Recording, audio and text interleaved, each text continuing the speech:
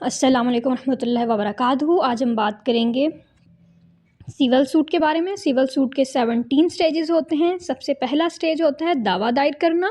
तो इसका हमारे पास है इंस्टीट्यूशन ऑफ द सूट, तो ऑर्डर 4, 6 एंड 7 के तहत होता है। दूसरा स्टेज होता है हमारे पास इंस्टीट्यूशन ऑफ समन, जिसका ऑर्डर 5 है, यानी कि दावा जब दायर हो जाता है, दायर होने के बाद अदालत क्या करती है, मुद्दा अलैया को समन जारी करती है ताकि वो अदालत में हाजिर होकर अपने मौक़िफ़ जो है वो पेश करे। तीसरा स्टेप आता है हमारे पास, स्टेज 3 जाता है, वो है filing of witness, filing of the written statement. तो filing of written statement order 8 के तहत होता है, यानी कि मुद्दा अलैया को समन मौसूल होने के बाद अपना रिटन स्टेटमेंट यानी कि तहरीरी जवाब ना जो है अदालत में दाखिल करना होता है तीसरे स्टेज में। और चौथे स्टेज में होता है एग्जामिनेशन ऑफ पार्टीज़, जो कि ऑर्डर 10 के तहत होता है। इस मरहले में क्या होता है, इस मरहले पर अदालत दोनों फरीकैन से इब्तदाई सवालात करती है ताकि जो है मुकदमे की नोयत वाज़ेह हो सके।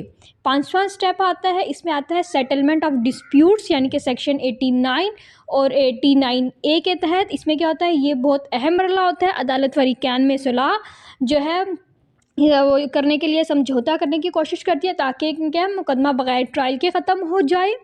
छठा स्टेज आता है डिस्कवरी एंड इंस्पेक्शन, यानी कि ऑर्डर 11। इस मरहले में क्या होता है, इस मरहले में फ़रीक़ैन एक दूसरे को अपनी दस्तावेज़ात दिखाते हैं ताकि कोई चीज़ जो है खुफिया ना रहे।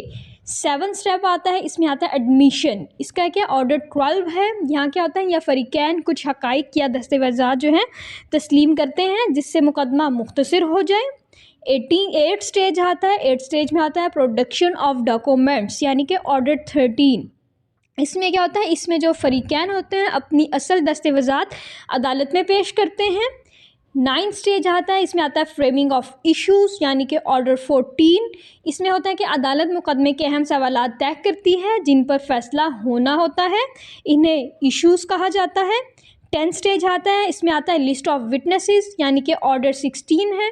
इसमें होता है हर फरीक अपने गवाहों को भी फहरिस्त अदालत में जमा करवाता है। 11 स्टेज आता है। 11 स्टेज में होता है समन टू द विटनेसेस, यानी कि हमारे पास इसमें कौन सा ऑर्डर 16 का रूल 1 का 4, जिसमें अदालत गवाहों को समन जारी करती है ताकि वो पेश हो। उसके बाद हमारे पास आता है स्टेज 12, जिसमें आता है सेटिंग डेट्स ऑफ हेयरिंग्स, यानी कि ऑर्डर 16 में है। ये सेटलिंग डेट्स ऑफ हेयरिंग हमारे पास ऑर्डर 16 में है, जिसमें अदालत शवाहिद के लिए तारीख़ जो है मुकर्रर करती है। 13 स्टेज आता है एविडेंस ऑफ पार्टीज़, यानी कि ऑर्डर 18 का रूल 4।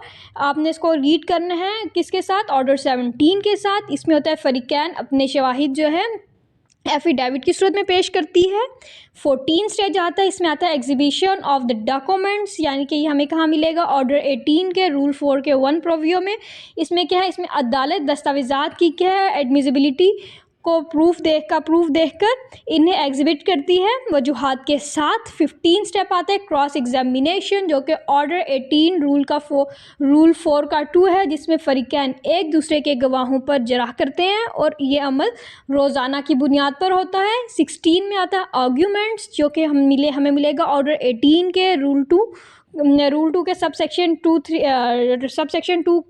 रूल 2 के सबसेक्शन 3A में। इसमें क्या होगा, इन दोनों फ़रीक़ैन अपने दलाइल मुकम्मल करती है। 17 में आएगा जजमेंट, ये हमें कहाँ मिलेगी, जजमेंट ऑर्डर 20 में। तो आखिर में अदालत क्या है, दलाइल मुकम्मल होने के बाद फ़ैसला सुनाती है। अब हम टाइम लिमिट देखेंगे, जो है हमारे पास CPC जो है तरमीम शुदा के जो है, इसमें क्या है ज़्यादा मराइल के लिए वक्त की हदूद जो है मुकर्रर हैं। ये दिफ़ात कौन सी है, ये मैंडेटरी है। मिसाल के तौर पर आप रिटन स्टेटमेंट आपने 30 दिन में देनी है।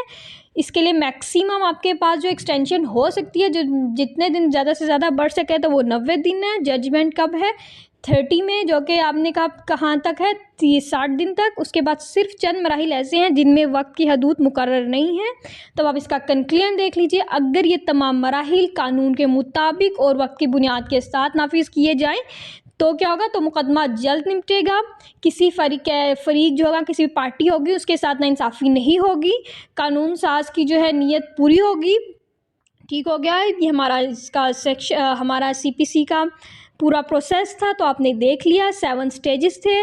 Stage 1 institution of the suit, stage 2 summon of issues of summon, stage 3 filing of written statement, stage 4 examination of the party, stage 5 settlement of disputes, stage 6 discovery and inspection, stage 7 admission, stage 8 production of documents, stage 9 framing of issues, stage 10 list of witnesses, stage 11 summon to the witnesses, stage 12 settling date of hearings, stage 13 evidence of the parties, stage 14 exhibition of documents, stage 15 cross examination, stage 16 argument, stage 17 judgement. Hope so ये आपको समझ आ गया होगा। शुक्रिया, अल्लाह हाफिज़।